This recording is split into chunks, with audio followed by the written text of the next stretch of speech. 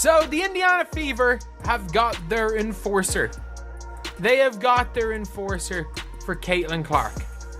And I'm not gonna lie, like, when it comes to CaitlinClark and their enforcer, last year everyone was talking about them needing an enforcer.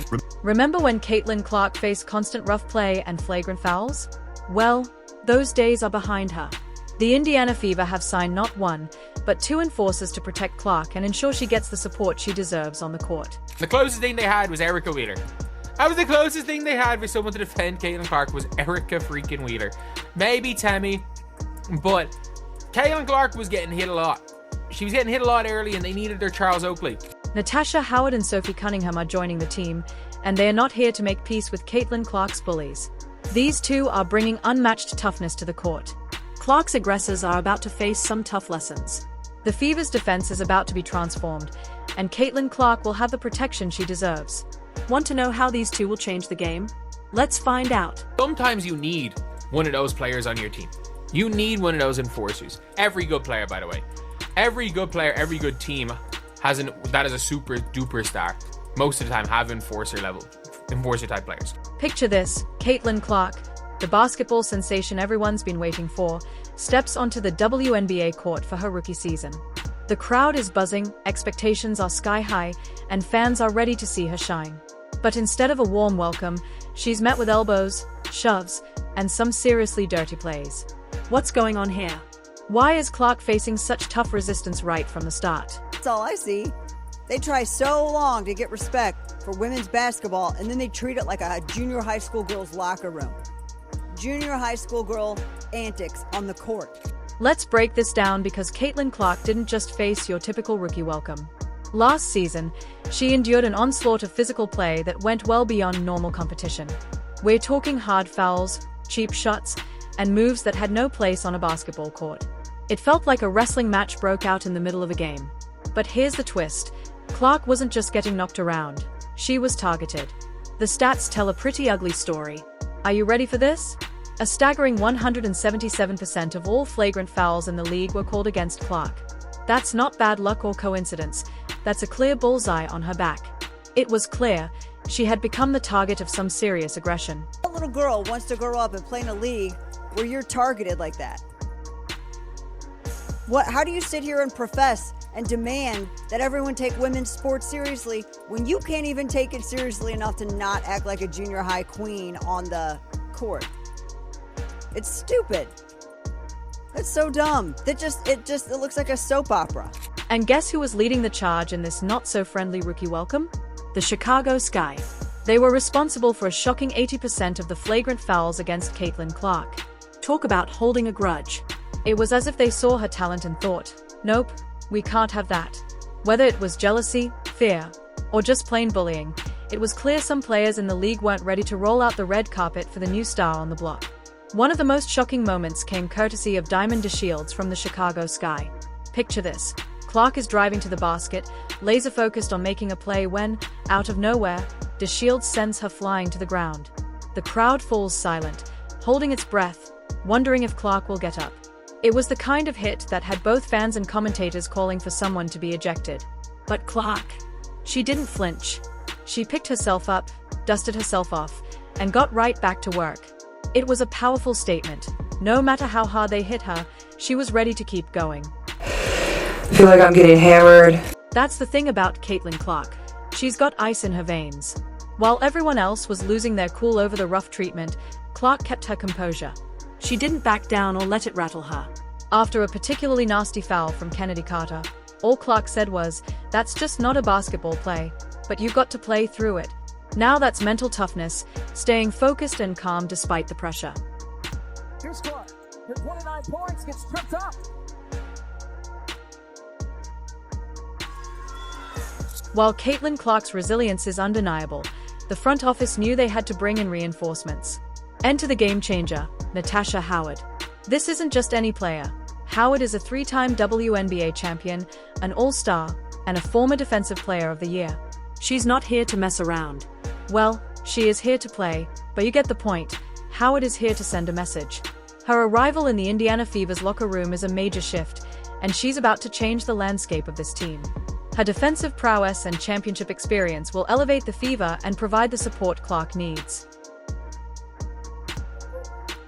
I mean, that's clearly a foul, which was called. The question is, will they call it unnecessary? Kennedy Carter.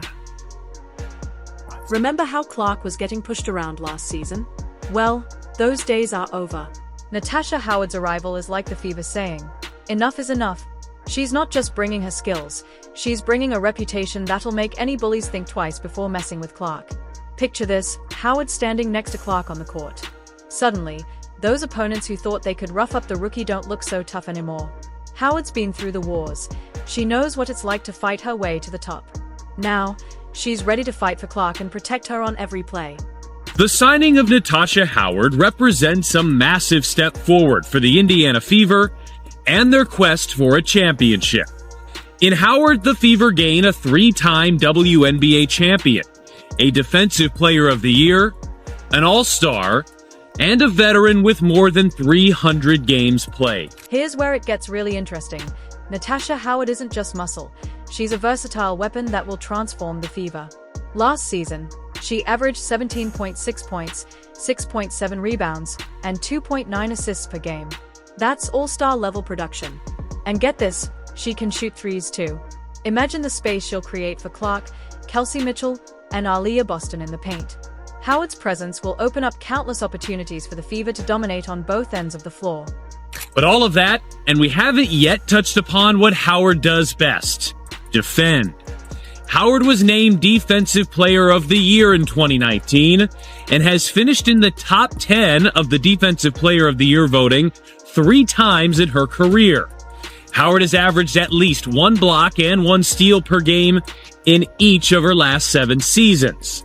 And that versatility is really what makes her a weapon on defense. Now, let's talk defense. Natasha Howard didn't win Defensive Player of the Year in 2019 by accident. She's a force to be reckoned with. Her size and aggressive playstyle will make opponents think twice before driving to the hoop. And when it comes to protecting CaitlinClark, Howard has a history of standing up for her teammates. But that's not all. Howard brings something the Fever desperately need: playoff experience. With over 50 playoff games under her belt, she knows what it takes to succeed in high-pressure situations. This kind of leadership can transform a young team like the Fever, taking them from underdogs to serious contenders. Last season, with a minimum of 25 games played, Natasha Howard was one of just 13 players to average 18 points per game. She was one of 16 players to average 7 rebounds per game. And the list of players to average both 18 and 7 last year: short and elite. Asia Wilson, Brianna Stewart, Nafisa Collier, Brittany Griner, and yes, Natasha Howard. Are you ready for this? Natasha Howard's excited, too. In her own words, "I'm excited to return to Indiana and bring my experience and toughness to the team. I want to help Caitlin and the Fever compete at the highest level." That's not just talk. Howard's a champion, ready to make an impact. She knows what it's like to be the underdog. She's fought her way to the top, and now she's ready to help Clark do the same. It's not just about protecting Clark from bullies, it's about showing her how to dominate the game at the highest level and lead the Fever to success. That wingspan and 6'2" height allows her to be disruptive defensively around the rim on opposing bigs too. In fact, Howard will enter the 2025 season 25th all-time in blocks in WNBA history. Just when you thought the Fever were done making moves, they pulled another ace from their sleeve. Sophie Cunningham is joining the team.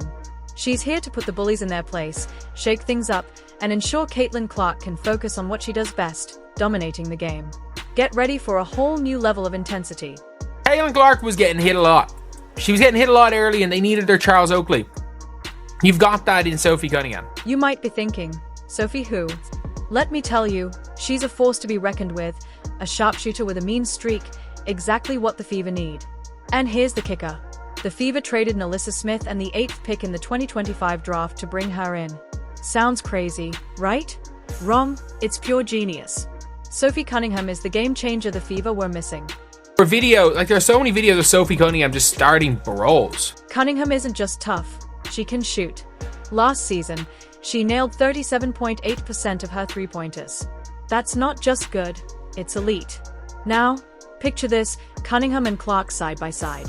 One's a sharpshooter, the other a playmaker, and both are tough as nails. Together, they'll be a dynamic, unstoppable force. Sophie Cunningham, in general, is just wild. Wild is the best word I can use to describe Sophie Cunningham. And, like, it is just, it's carnage. Like, it's carnage a lot of the time when Sophie Cunningham gets involved with anything.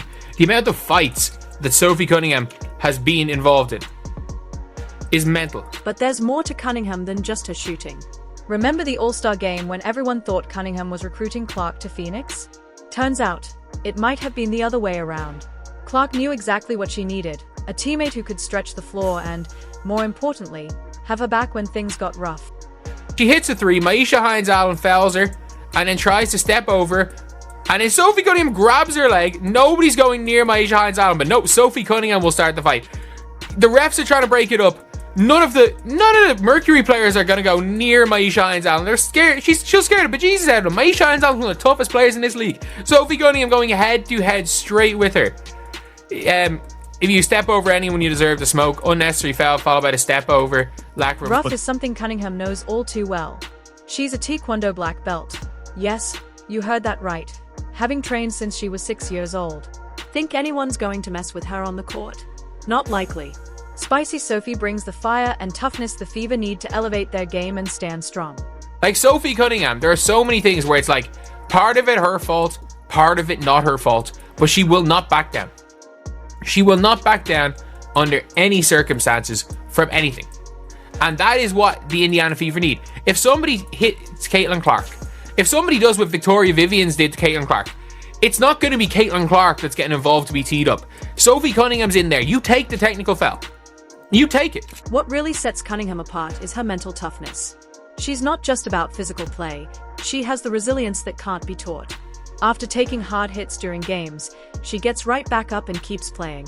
That kind of determination and grit can change the entire culture of a team, inspiring everyone to push harder. Like Sophie Cunningham is guarding the screen here, and she just takes a hard hit, nothing major, so she's down, and then after taking a hard hit, just gets back up and laughs. Gets back up and laughs a bit. Now, let's talk about what this means for the Fever.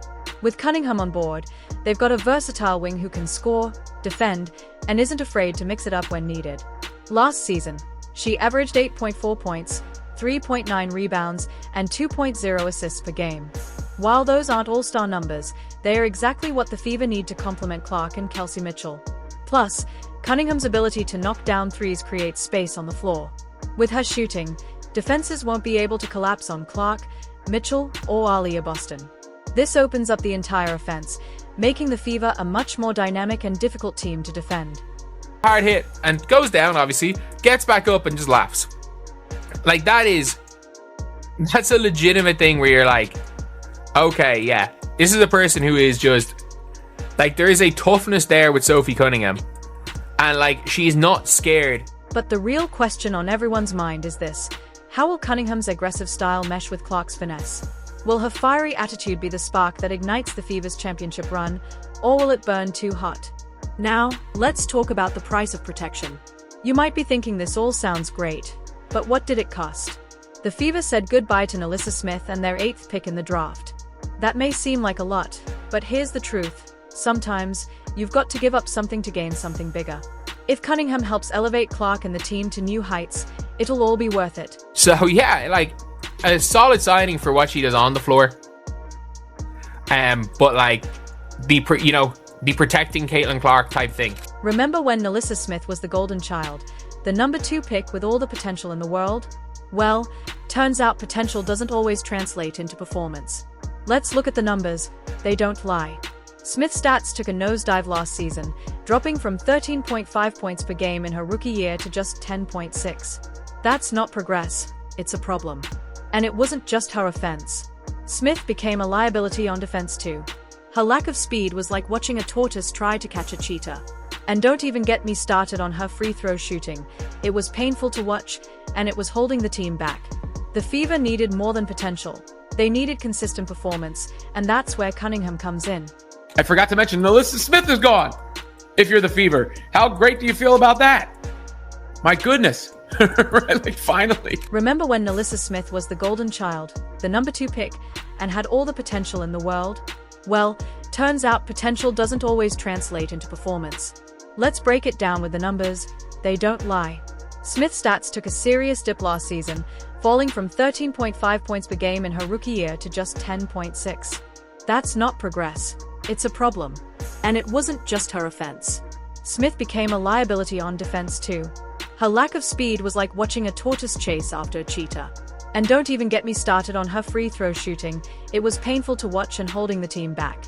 The Fever needed more than potential. They needed reliable, consistent performance. Enter Sophie Cunningham, who brings the toughness and reliability the Fever have been searching for. Frustrated watching her play, and she represented, I think, the remnants of anything else that was wrong with the team, right? From the Christie side era and everything. And last year was a good year, all things considered. Wish her the best.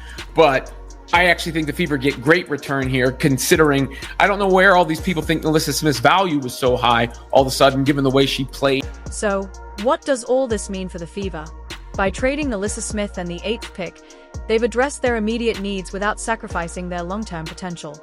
They've brought in proven talent with Howard and Cunningham, players who can make an impact from day one and still have room to make another move.